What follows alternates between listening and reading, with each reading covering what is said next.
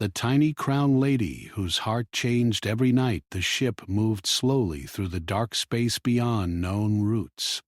Its lights were low and its engines were quiet.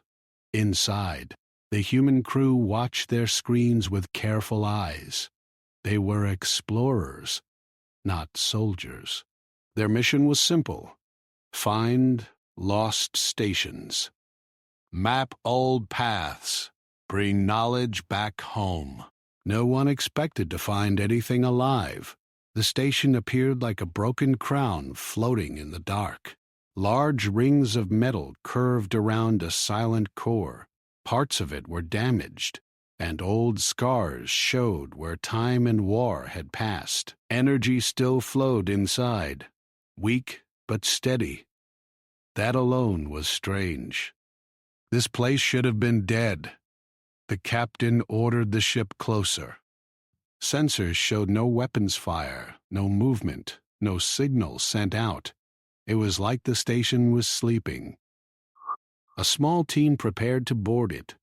They wore light suits and carried only tools, not guns. Humanity had learned long ago that fear created more enemies than safety. The airlock opened with a slow sound.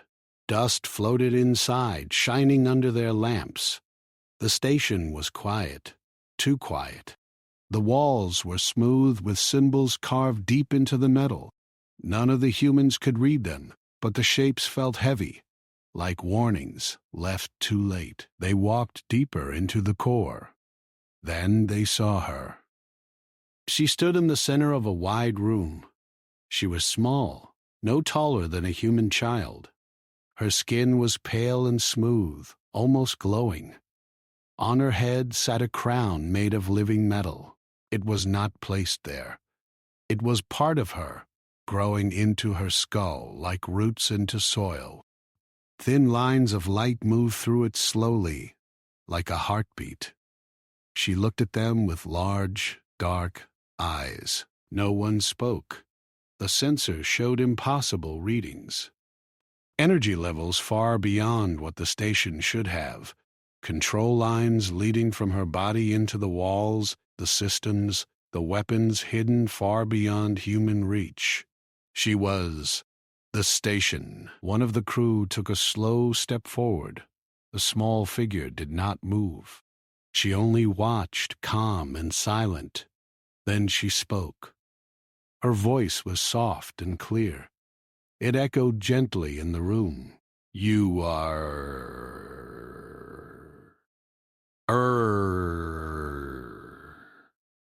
The humans froze. The captain swallowed and answered slowly. We did not know anyone was here. The tiny crowned lady tilted her head slightly. Few ever know. Fewer still arrive alive. Her words were simple, but their meaning was heavy. She turned her gaze to a glowing map forming in the air beside her. Stars, paths, and systems appeared. Human space was marked clearly. You are from there, she said. The captain nodded. Yes. She looked thoughtful. You are loud. You grow fast. You break things and build again. No one argued. It was true. She stepped closer. The humans noticed then how light her steps were, like she barely touched the floor. The crown on her head pulsed once, slowly. My heart will change when the cycle ends, she said. It always does. What does that mean? The captain asked. It means, tonight, I am calm, she replied. Tomorrow, I may not be.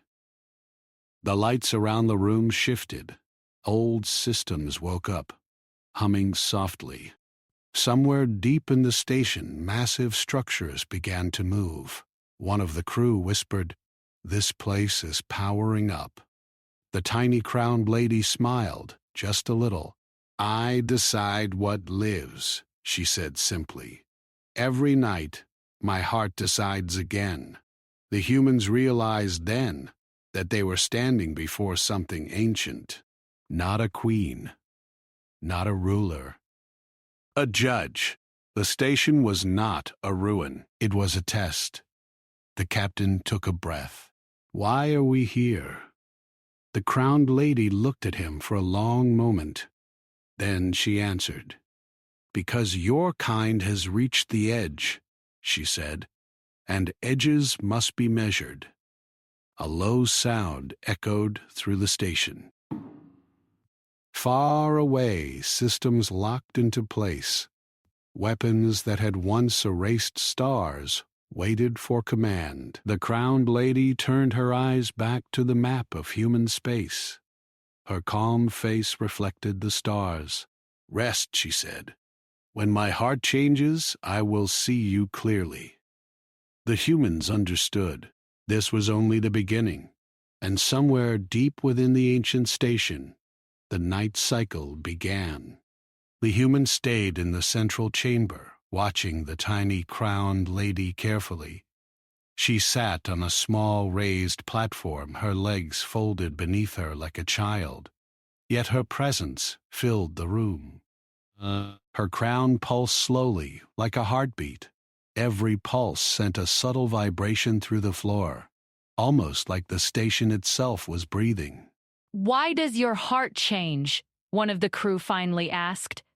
His voice was quiet, but the question felt loud in the vast chamber. The lady tilted her head.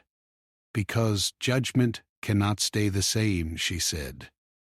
Her words were simple, but each carried weight, like they had lived for centuries. Every night, I must look at the same world with new eyes. Every night, I must decide again. The humans looked at each other. It was difficult to understand. A living being whose heart was not stable, but instead measured civilizations every day. What does that mean for us?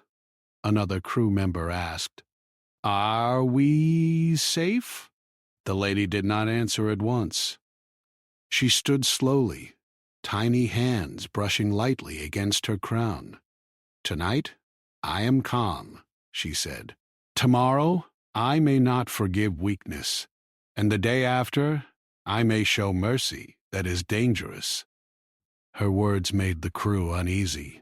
She was small, but her voice echoed through the station as if it belonged to someone much larger. They realized that even in her calm state, she had power far beyond their imagination. One technician stepped forward. We can study the station, understand it. Maybe we can help. The tiny crowned lady looked at him with large, dark eyes. Help, perhaps, she said. Or perhaps you will only make mistakes. Weakness is not punished. Weakness is observed. The humans began to move through the station slowly, their equipment scanning walls, consoles, and corridors. The station was old, but its systems were alive, humming under her watchful presence. Every room seemed to respond to her mood, lights dimming or brightening as her heart pulsed. One scientist reached a large control panel and touched it carefully. Lights flickered, showing energy flows leading from the central chamber to distant corridors. This station is alive, he said. It's like it thinks. It is alive, the lady said quietly, walking toward him. Her steps were soft but precise. I am its heart, and it is mine. What you call station is my body. Your words cannot describe it correctly. The humans stopped. They realized then that she was not just a guardian. She was the station. Every weapon, every system, every function was linked to her in some way. Another crew member spoke, trying to sound braver than he felt. If you decide something, could it hurt people? The lady's crown glowed a little brighter. Tonight, I am calm. Tonight, you are safe. But tomorrow I will judge, and my heart may demand action. The humans exchanged worried glances. They had never faced a being like this. They were explorers, not warriors. But the truth was clear. They were standing in front of a being whose very moods could destroy worlds. For the next few hours, they moved cautiously, scanning, mapping, and observing. The tiny crowned lady followed them, watching silently, speaking rarely. When she did speak, it was with simple questions. "What is pain?" she asked one human. "What is loyalty?" The humans answered carefully. "Pain is what we feel when we are hurt," one said. "But loyalty is when we stay with someone no matter what happens." The lady nodded, listening intently. "Your words are shallow, yet they are true enough. Tell me of sacrifice. Tell me of love that has no reward." They spoke of battles, of survival, of people risking their lives to save others. She listened, her crown pulsing faster with every story. Even in calm, her reactions were unpredictable. Then the night cycle began to change. Slowly, the glow in her crown shifted. The station itself seemed to sense the change. Lights dimmed in corridors far away, and massive doors deep in the station began to move. The humans realized she was no longer just calm. Her heart was stirring, questioning, measuring. The calm face now held shadows of another emotion, something they could not name. One of the crew whispered, "She's thinking of judgment already." The lady turned her eyes toward a distant star map, showing the systems she had observed for centuries. "The weak are always loud," she said. "The strong often speak softly. You are loud, yet you survive. I will see why." Hours passed, and the station continued to hum. The humans set up a small temporary camp inside one of the observation rooms. They could not sleep. Every sound, every pulse of light, every subtle vibration of the floor reminded them that they were in the presence of something ancient and powerful. As midnight approached in the station's cycle, the lady's crown pulsed with increasing intensity. The humans watched, fascinated and terrified. They had seen advanced systems before, but nothing like this. A living machine, alive and sentient, measuring them silently. Suddenly a soft sound echoed through the chamber. Not a weapon, not a system error, but a voice, a whisper that was almost part of the station itself. "You tell me of weakness. You tell me of pain. You tell me of hope." The humans looked at each other. The crown glowed brighter. Energy flowed visibly from her head into the station. They realized she was reading more than their words. She was reading their intent, their thoughts, their fears. "Your species is unusual," she said softly. "You do not destroy when it is easy. You rebuild when it is difficult. You forgive when it is dangerous." The humans had no response. Her words were not a question. They were an observation. The station shifted suddenly. Bah! Far away, massive structures moved. Systems they could not identify began to power up, responding to the lady's mood. The humans felt the subtle threat in the air. Even though she was calm, the station itself reminded them that she could act at any moment. One engineer whispered, "We need to understand her, not just the station, but her." Otherwise, his voice trailed off. The thought of failure hung heavy. The lady noticed. "You think I will destroy you? You think weakness is punished?" "Yes," the engineer admitted. "We don't know what you will do." Her eyes softened, but her crown pulsed faster. "I will not harm you tonight. Tonight, my heart is calm. But tomorrow, I may judge differently. You must prepare. Your stories, your choices, your strength, all will matter." The humans realized they were participants in something far larger than exploration. They were being tested, measured, observed by a being whose emotions were law, whose moods were power. The night passed slowly. The humans spoke with her, answering questions about morality, about courage, about the strange and quiet beauty of hope. She listened, her crown pulsing, absorbing every word. By dawn in the station's cycle, she was still calm. But there was a new intensity in her gaze. They had impressed her, yes, but they had also shown her their weaknesses. And the humans understood something vital. They were not just guests.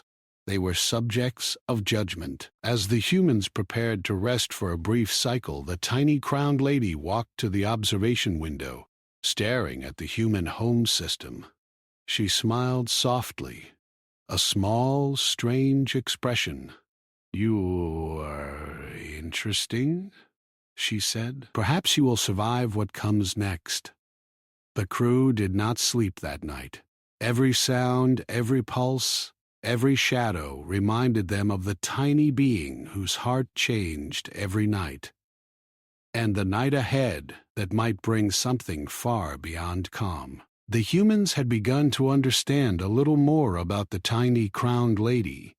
She was not only a guardian of the station, she was the station. Every system, every corridor, every hidden weapon seemed connected to her thoughts, her heart, her moods. But understanding her did not make them feel safe. The day passed slowly. The humans moved carefully, scanning rooms, mapping power flows, and documenting everything. They spoke of Earth, of the struggles their species had faced, of wars and failures. She listened to every word. When they spoke of courage, of survival against impossible odds, her crown pulsed gently, a soft rhythm that felt like a heartbeat. "You are curious," she said suddenly. Her voice was soft, echoing in the wide chamber. "Why do you tell me these things?" "We want you to understand us," the captain said. "We want to show you our choices, our strengths." She tilted her head, her crown glowing brighter. "You are loud. You destroy and build. You lose and continue. Few species can endure so much and still choose hope." The humans paused. They had not expected praise. She was a judge, and yet she was noticing something different, something unique. "Tell me," she said, "why do you rebuild after loss? Why do you not give up when everything is gone?" A young engineer spoke first. "Because we have no choice. Giving up solves nothing. We keep going because tomorrow may be better." "Interesting," she whispered. Her crown pulsed faster, and for the first time, energy flowed visibly into nearby control systems. Doors and panels shifted following her will. Even calm, she commanded power far beyond what the humans had imagined. Another scientist asked cautiously, "Are you testing us?" Her eyes narrowed slightly. "Testing? Perhaps, or perhaps I am learning. Your species is,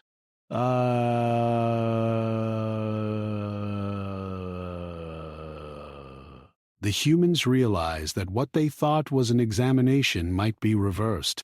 They were not only under observation, they were teaching her. Every story, every choice they described shaped her perception. Hours passed. The humans spoke, and the tiny crown lady listened.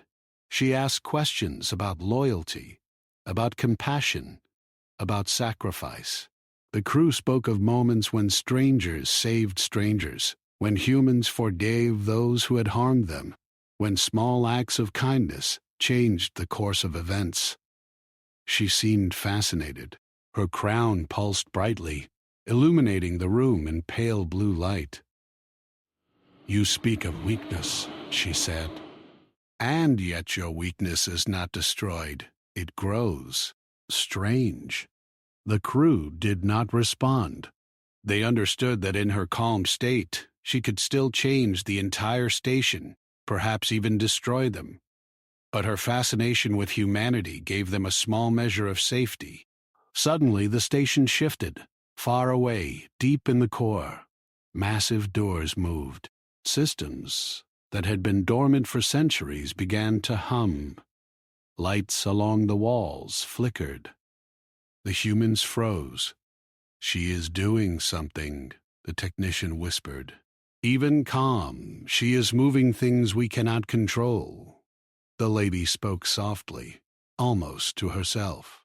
"The old observers will not like this. They will see deviation. They will not forgive." The humans did not understand fully. Observers?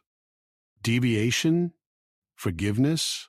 But her tone made it clear that something ancient was waking deep inside the station, something even she feared. The night cycle approached. The tiny crowned lady's calmness began to waver. Her crown pulsed faster, sending energy into control systems and distant corridors. Lights in the observation deck shifted, casting shadows that moved as if alive. One of the crew, the youngest, asked quietly, "Are you afraid?" She paused. Then she spoke, her voice softer than before. "I am aware." Awareness is different from fear, but there are moments when even I do not know what my heart will choose. Tomorrow it may be mercy, or it may be judgment, and I do not yet know which. Her words sent chills through the humans. They realized that her heart was not fixed. It would not stay calm forever. Tomorrow they could face destruction or salvation based on a pulse, a thought, a change of heart. The captain tried to steady himself. "We need to prepare," he said. "Not to fight, but to understand. If we survive, it will be because we show her what humanity truly is." The tiny crowned lady watched him closely. "Yes," she said. "Show me. Show me your stories, your pain, your courage. Show me why you endure." For the next several hours, the humans told stories. They spoke of Earth's wars, of losses that seemed too great to bear, of diseases that killed millions, of mistakes that cost entire cities. They also spoke of hope, of rebuilding, of small acts of courage that changed outcomes. She listened, her crown pulsing brighter with each story. Sometimes her expression softened. Sometimes a shadow crossed her face. Every change sent vibrations through the station, and the humans felt it beneath their feet, in the hum of machinery, in the subtle change of air pressure. Then, without warning, her crown flashed. Energy surged through the control panels. Massive weapons systems, dormant for millennia, powered up silently. The humans stepped back, fear rising. "Why?" one of them whispered. She said she was calm. The lady spoke gently, almost in apology. "I am calm yet aware. I am calm, yet my systems must respond. There are mechanisms that cannot be turned off easily. The old observers programmed me to be precise. Even calm, I am connected to what must be maintained." The humans understood. Even in her mercy, the station could act. Even in calm, her presence carried danger. Then she stepped closer. "You tell me of weakness," she said, "and yet you endure. You make mistakes, and you survive. That is strange. That is interesting." The humans realized that this was no ordinary encounter. They were teaching her, yes, but they were also learning from her. She measured not only their actions, but their intentions. She measured courage, mercy, and hope.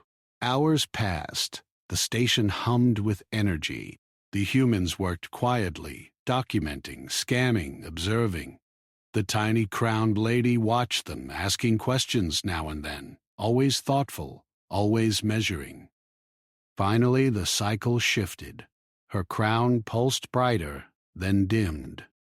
The massive systems deep in the station began to settle. The weapons, the doors, the machines returned to a quiet hum. The humans exhaled, relief washing over them. The lady walked to the observation deck, staring at the stars far beyond. "Your species is unusual," she said softly. "You continue when destruction would be easy." You forgive when vengeance is possible. That is rare. The humans watched her, unsure what to say. Praise from a being like her carried weight they could barely understand. Then she turned to them. "I must sleep. My heart will change soon. When it does, I will see you clearly. Your choices, your courage, your mistakes, all will matter. You may survive. You may not. It depends on what I choose." The humans did not sleep that night. They could not. Every sound, every vibration, every pulse of light reminded them of her presence. The calm they had felt earlier now carried tension, a subtle warning that the next cycle could bring mercy or destruction. As the first light of the station's new cycle began, the humans watched her carefully. She moved to the central platform, hands resting on her knees, crown pulsing slowly. For a moment she closed her eyes. Then she opened them, and the humans felt a change in the air, subtle but undeniable. Her heart had begun to shift. The calm was fading. Awareness, judgment, curiosity, all were merging. She was no longer only observing. She was preparing to act.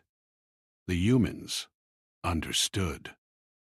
Tomorrow, they would face not only her judgment, but the full power of the station itself. Every choice they had made, every story they had told, every moment of courage or weakness would be measured. And somewhere deep within the ancient station, systems long dormant stirred, responding to her thoughts. The tiny crowned lady whose heart changed every night was no longer only calm. She was aware, and awareness carried consequences beyond human understanding. The humans could only wait, their hearts heavy with fear and anticipation. The test was not over. It had only just begun. The tiny crowned lady sat in the central chamber, her crown pulsing steadily, but the rhythm was no longer calm. There was a tension in the air that the humans could feel in their bones. The station, which had seemed passive before, now hummed with quiet energy. Corridors far from their observation point began to shift, doors sliding open, panels rising, systems activating with a silent, deliberate motion. The captain glanced at the crew. "Something is happening," he whispered. "I can feel it in the floor, in the walls. She's changing. Again." The lady's eyes, large and dark, scanned the humans slowly. "Yes," she said softly.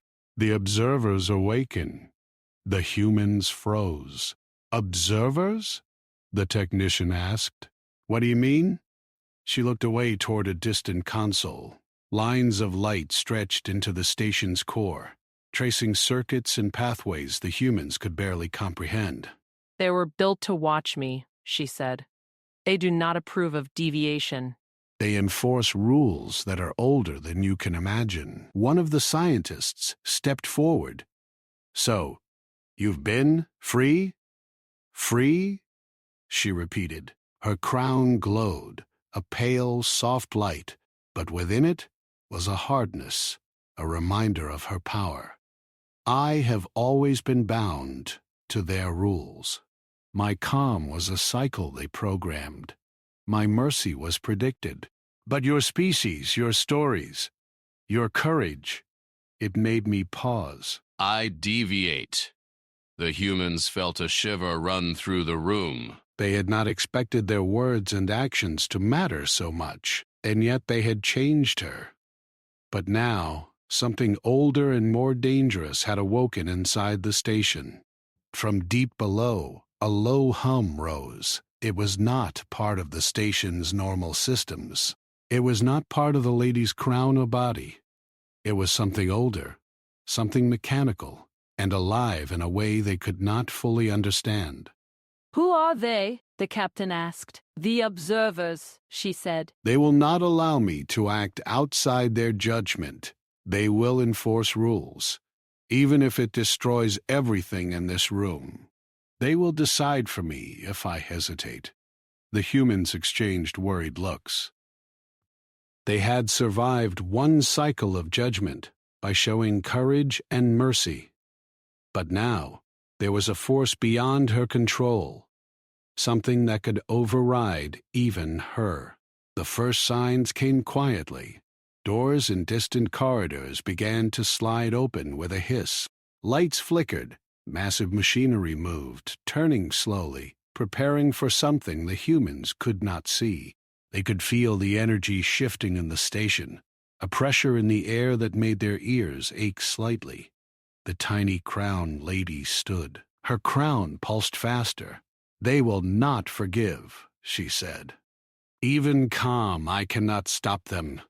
They measure obedience, not understanding. They will act if I do not conform. The humans realized then that they were not just on a test. They were in the middle of a potential war, one that had begun long before humanity existed, and they were helpless to prevent the first strike if it came. The captain tried to calm the crew. We stay together. We observe. We act if we must. But we do not panic. She nodded slightly. Good. Observe. The observers will test me. They will try to override my decisions, and you will see what they value and what they fear. The station shifted again. Far below, massive doors opened to reveal chambers filled with ancient machinery. Towers of metal rose, panels hummed with power, and lights traced the path of systems older than any human civilization. The humans realized they were standing on the bridge of something that had once been used to destroy worlds. The lady raised her small hands and the crown pulsed brightly. The station responded to her commands, even as the observers began to move. Energy flared in distant corridors, lighting up vast halls. Machines moved with precise, terrifying efficiency. One of the crew stepped closer, unable to hide his fear. Can we stop them? No, she said softly. Not yet. They are programmed to act faster than I can think. I can resist, but only if they hesitate. And hesitation is rare in something built for judgment. The humans began to work quickly, trying to map the energy flows, the systems, any way to assist. They had no weapons that could fight the station. Their only hope was understanding, acting, and influencing the tiny crowned lady herself. Do not interfere with my decisions, she warned. Your actions may help, but they may also make things worse. The observers measure everything. Even small mistakes can trigger large consequences. As she spoke, one of the distant chambers activated. Massive weapons, dormant for centuries, began to power up. Energy flared along circuits, lights traced the shapes of turrets and targeting systems. The humans realized with fear that even in calm, the station could act. The lady's crown pulsed brighter. They will act if I hesitate. And I must not hesitate. My heart must guide them, even if it is dangerous. The crew watched as she walked slowly through the central chamber. She was small, fragile-looking, and yet the energy around her made it clear that she was the one controlling, or at least trying to control, systems that could destroy entire planets. The captain said quietly, We need to show her that we trust her, that we are worthy. She turned to him, eyes dark and piercing. Trust is measured differently than strength. You must demonstrate courage, not only to me, but to yourself. Courage is what the observers fear. They do not understand it. A massive door deep within the station opened suddenly. From it, a hum of energy and mechanical sound filled the room. The humans could see towers of machinery, shapes that seemed alive, moving, adjusting themselves with terrifying precision. The observers were awake. The tiny crowned lady raised her hands again. Her crown glowed, brighter than ever. Energy surged along lines of metal and circuits. She commanded systems that even she had not fully controlled before. The humans watched in awe. Even with the observers awakening, she was attempting to take control. She moved faster than thought, using the station's energy to create shields, to block corridors, to slow the machines moving below. "You are brave," she said softly, almost to herself. "Not for survival, but for trying, for standing with me when I cannot stand alone." The humans felt their hearts race. They realized that bravery in the face of overwhelming power was the only thing that mattered now. They could not fight the machinery. They could only trust the tiny crowned lady and hope her heart, changing every night, would favor them. Hours passed. The observers pushed. Systems moved faster.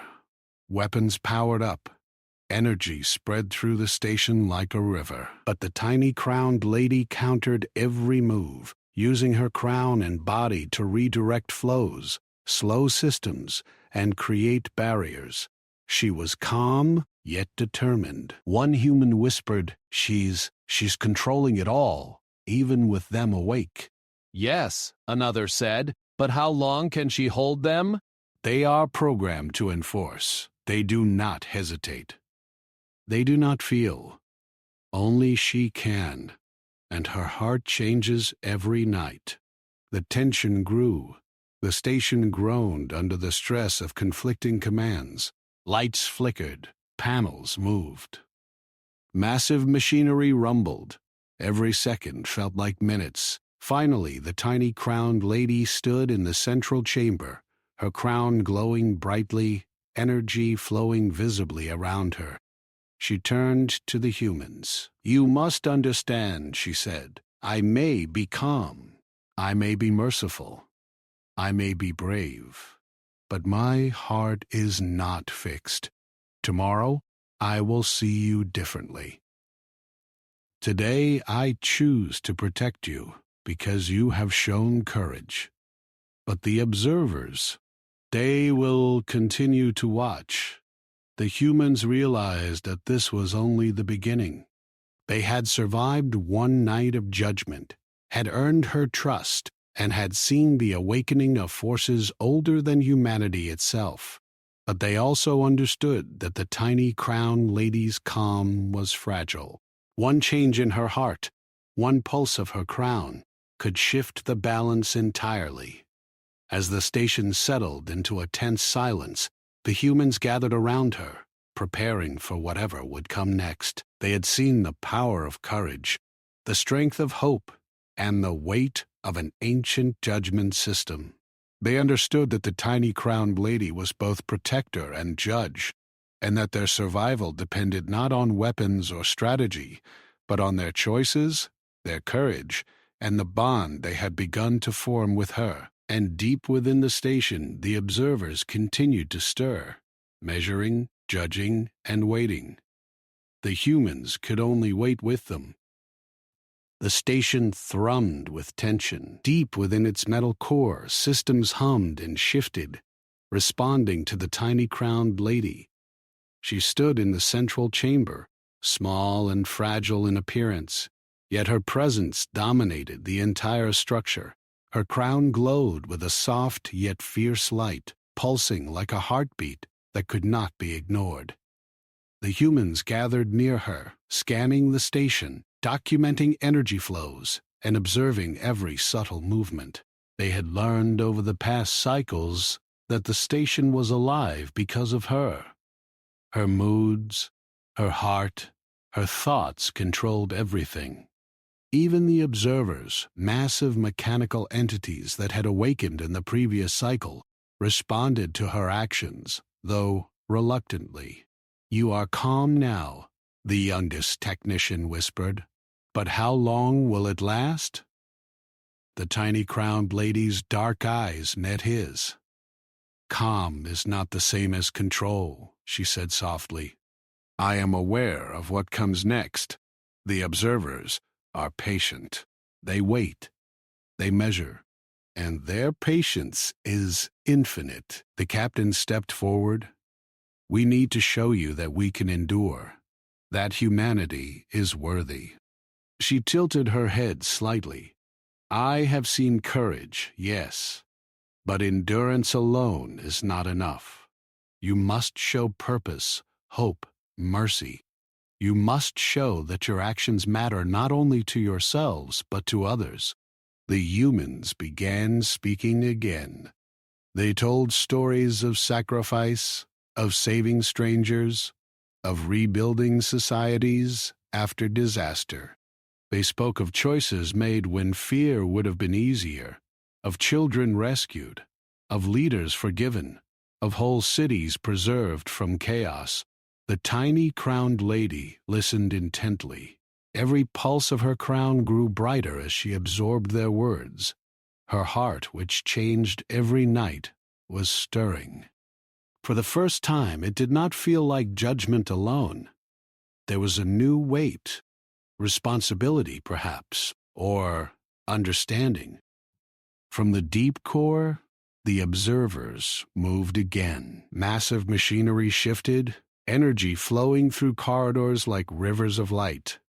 They were testing her, probing her responses. Each time she moved a system, rerouted energy, or adjusted a defense mechanism, the observers responded instantly, trying to assert their control. One of the humans whispered, "She's fighting them," with herself. "Yes," another said, "she's holding the station together, even against them." The tiny crowned lady raised her small hands, and the crown pulsed sharply. Energy flowed outward, lighting corridors, activating shields, and redirecting power. The observers pressed harder, activating weapon systems, moving machinery with frightening precision. The humans could only watch as forces older than humanity clashed in the silent halls. "You are brave," she said softly to them, almost to herself. "Not for survival, but for trusting me. That trust is unusual." "Few species have ever done this." The captain nodded, though fear gripped him. "We trust you because we have no other choice," he said quietly. "We see what is at stake. We see what you risk for us." Her crown pulsed faster, and energy cascaded through the station. The observers tried to seize control, but she blocked them, rerouted circuits, and created shields. Her calm demeanor remained, yet there was an intensity in her small frame that the humans could not ignore. Hours passed. The humans continued to tell stories, answer her questions, and provide data about their choices and actions. She listened, guided, and intervened, shaping the station's response. Every pulse of her crown felt like a heartbeat of the universe itself, commanding forces beyond comprehension. Then she paused. Her crown dimmed slightly, and the hum of the station softened. She looked at the humans with something new in her expression, a quiet determination that had not been there before. "I will decide," she said softly. "Not tomorrow. Not in cycles. Now. I will act based on what I have seen. I will choose the path for humanity and for myself." The humans stiffened. "What do you mean?" the captain asked.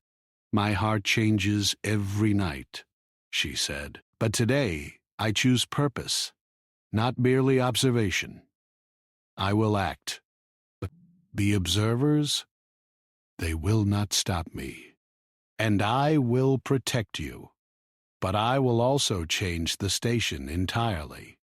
Its purpose, its weapons, its systems, all will be altered.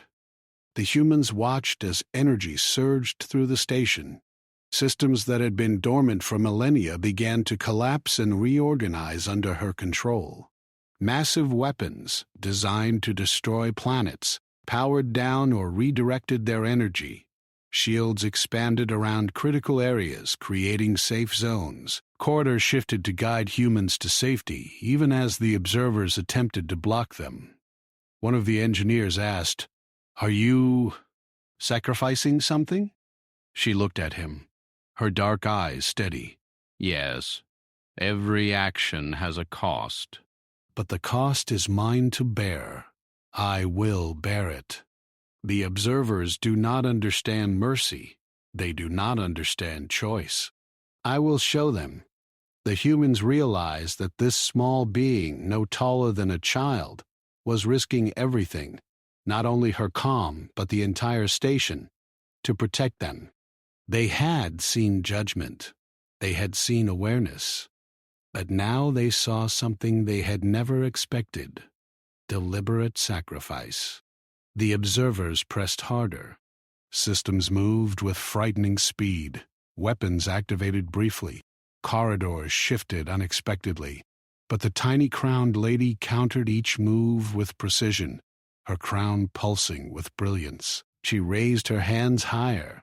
Energy cascaded outward, striking the heart of the observer's control nodes. The systems shuddered and paused. One by one, the mechanisms that had once controlled her began to break or reorganize under her new commands. "You are remarkable," one of the crew whispered. "Remarkable?" she repeated. "I am necessary. And now I choose to be different." The station shook slightly as energy surged through its core.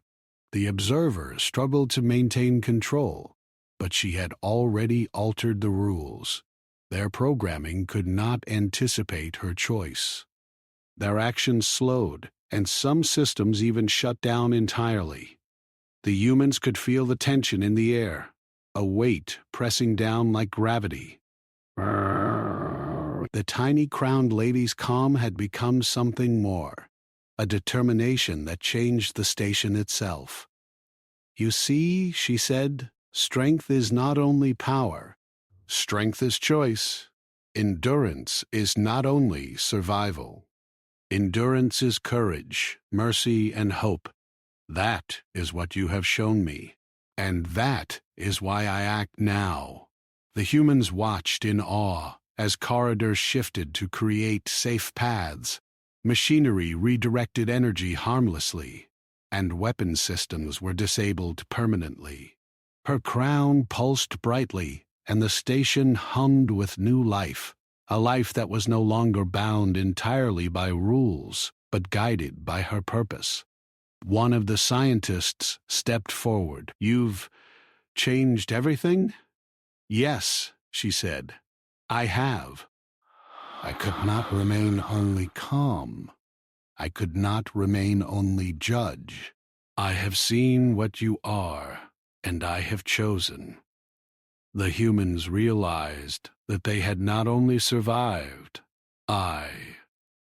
they had helped shape the future of the station, of the tiny crowned lady, and perhaps even their own future in the galaxy. Then she spoke softly, almost as if to herself. "The observers will continue to watch, but they will not control me. I have chosen a path. I have chosen purpose. I will bear the cost."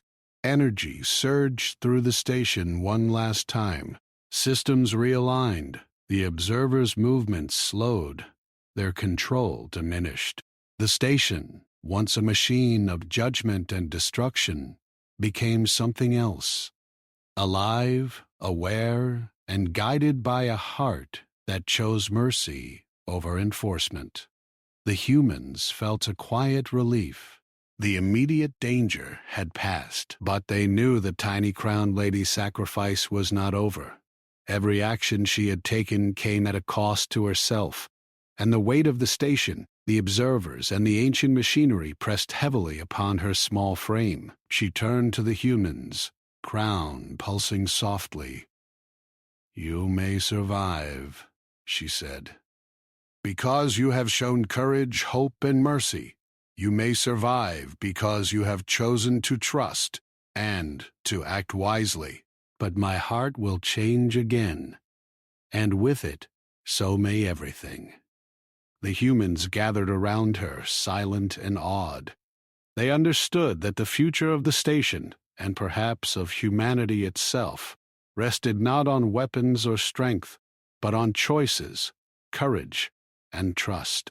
And somewhere deep within the station, the observers, though diminished, continued to stir. They had not been destroyed. They had been delayed, and they would measure everything again. But for now, the tiny crowned lady, whose heart changed every night, had chosen mercy, protection, and purpose. And that choice had reshaped everything. The humans realized that survival was not just about avoiding destruction. It was about understanding, courage, and the willingness to face overwhelming power with hope, trust, and careful action. And as the station settled into a tense but calm rhythm, the humans looked at her, knowing that she had become more than a guardian. She had become a guide, a protector, and a being who had trusted them when few others in the galaxy would have. The station had grown quiet, its systems hummed softly, and the massive energy flows that had threatened destruction hours before now pulsed gently, like the slow breathing of a living being. The humans gathered in the central chamber, watching the tiny crowned lady. She sat on her small platform, hands folded on her knees, crown pulsing faintly, softer now than it had been in any cycle before. The captain stepped closer, cautious. "It's done, isn't it?" he asked. She nodded slowly. "Yes, the observers are diminished. Their control is broken. The station will no longer act without choice. I have changed it." And, myself, the humans could not speak immediately. They had watched her act, seen the power she commanded, and realized that survival had been more than skill or luck. It had been trust, courage, and the willingness to act in ways the tiny crowned lady understood.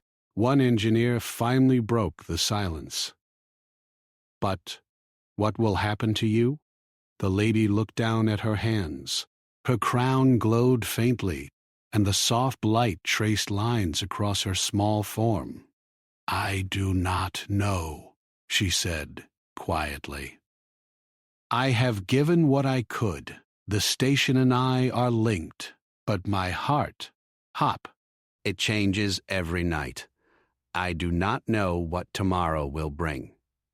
The humans realized the weight of her words. She had acted decisively to protect them, but even now, she could vanish, change, or shift in ways they could not predict. And yet, she had done it willingly, without hesitation. The captain spoke carefully. "Haba, you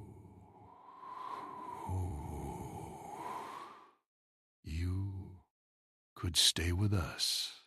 You could come to Earth.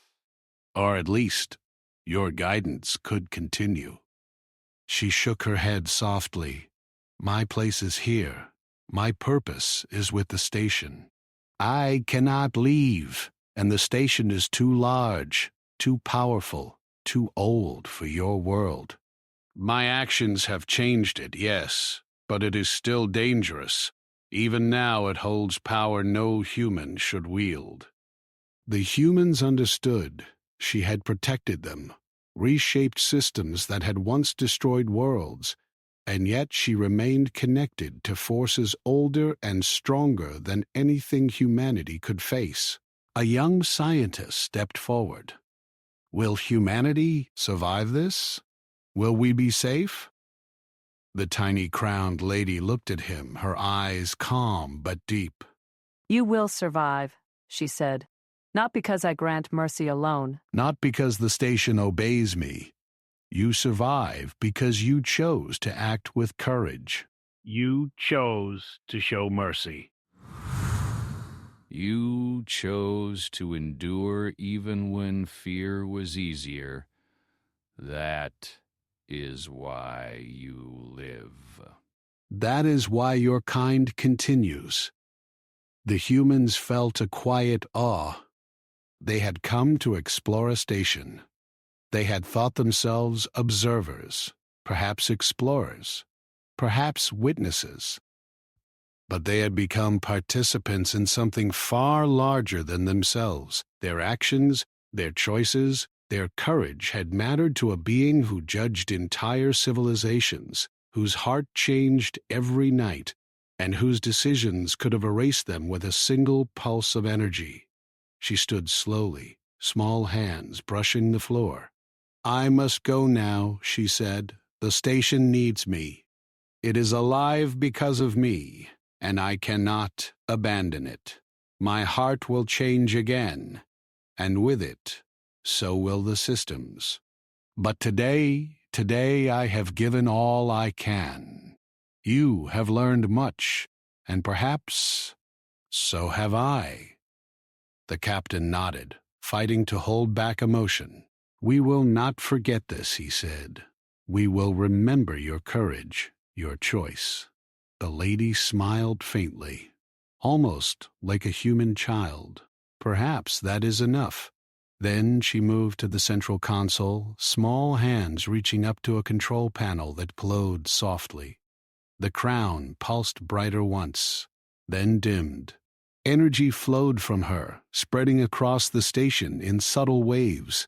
The humans watched, silent, as the station itself seemed to breathe in a new rhythm.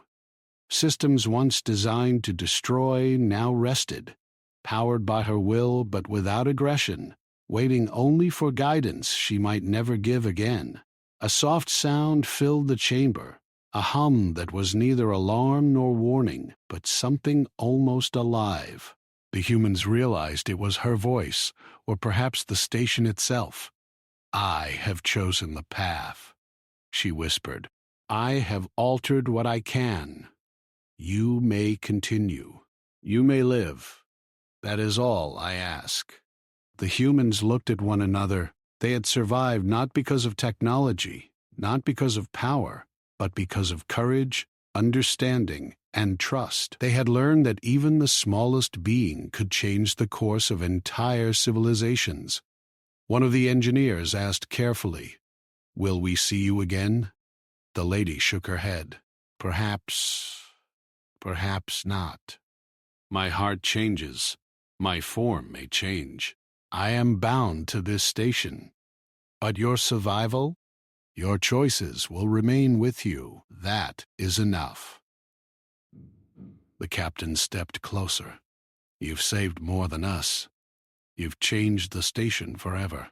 You've changed the way we will see the universe. She nodded. And you have changed me. Your courage, your mercy, your choices, they have altered my path. I will remember. Even if my heart changes, I will remember. The humans realized the truth. The tiny crowned lady had acted not out of instinct alone, not only from duty, but because she had understood them. She had seen hope, mercy, and courage, and had chosen to preserve it.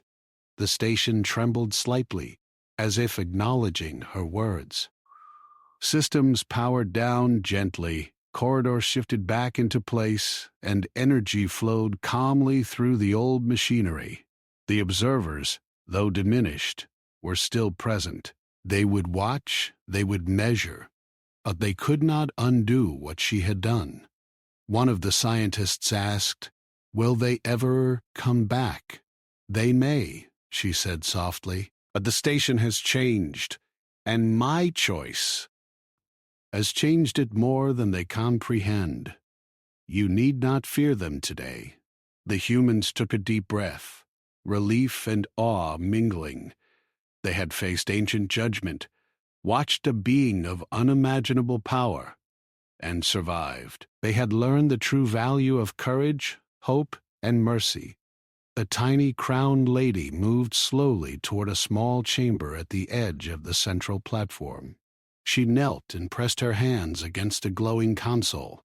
The crown's light softened, pulsing gently, like a heartbeat finally at rest. She whispered, "Go, live, endure, choose wisely." The humans stood silently. They wanted to say something, to thank her, to express what they could not fully understand, but words felt small against the weight of what had just occurred. The captain finally spoke, voice quiet but steady. "We will honor your choice. We will live with courage, hope, and mercy, as you have shown us." The lady's dark eyes met his for a long moment. "Then my work today is complete." She touched the crown lightly. Lines of light traced through it one last time. The humans saw her begin to fade, slowly, her form becoming almost transparent, yet her presence remained, a quiet force binding the station. And then she was gone. Only the crown remained, glowing faintly on the platform, inert, yet alive in its own way. The humans approached it cautiously, touching it lightly, feeling its strange warmth and energy. The captain spoke softly. She trusted us. She sacrificed herself, or at least her presence. For us, the engineer nodded. And she changed everything. The station, the observers, maybe even our place in the galaxy. The humans spent hours exploring the chamber and the station after she was gone. Systems were stable, corridors safe, and the energy flows gentle. The observers, though still present in some circuits, were inactive, unable to enforce the rules that had once bound the tiny crowned lady. As they prepared to leave the station and return to their ship, the humans looked at the stars. The galaxy seemed larger, more alive, and filled with possibilities. They had survived judgment, witnessed courage beyond their understanding, and learned that even the smallest being could wield power greater than any weapon. The captain finally said, "We will carry her lesson with us. Not only the station, not only the survival, but the choices. Courage, hope, mercy. That is what matters." The humans left the central chamber one by one, their hearts heavy with awe, their minds full of questions they might never fully answer. They carried with them the memory of the tiny crowned lady whose heart changed every night, a being who had judged, sacrificed, and ultimately protected them because she had seen their courage and hope. And deep within the station, the crown remained, a quiet reminder of the life, the choices, and the heart that had changed everything. The humans returned to their ship. They would return to Earth to tell their story, to record what they had witnessed. And though they could not know if the tiny crowned lady's heart would change again, they understood the truth she had shown them.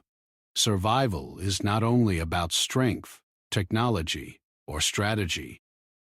Survival is about courage, hope, and the willingness to choose mercy even in the face of unimaginable power. And somewhere deep in the station, the crown pulsed softly, a heartbeat of a life that had altered the course of a species and, perhaps, the fate of the galaxy itself. They understood now that the universe was larger, stranger, and more alive than they had ever imagined, and that the smallest, most fragile being could hold more power and more wisdom than anyone had ever seen. The galaxy waited, full of unknown dangers and unknown wonders. Humanity had survived. They had endured, and they would carry the lesson of the tiny crowned lady with them wherever they went. For in a universe of judgment and power, courage, hope, and mercy could change everything. And sometimes the smallest heart could shape the destiny of the largest world.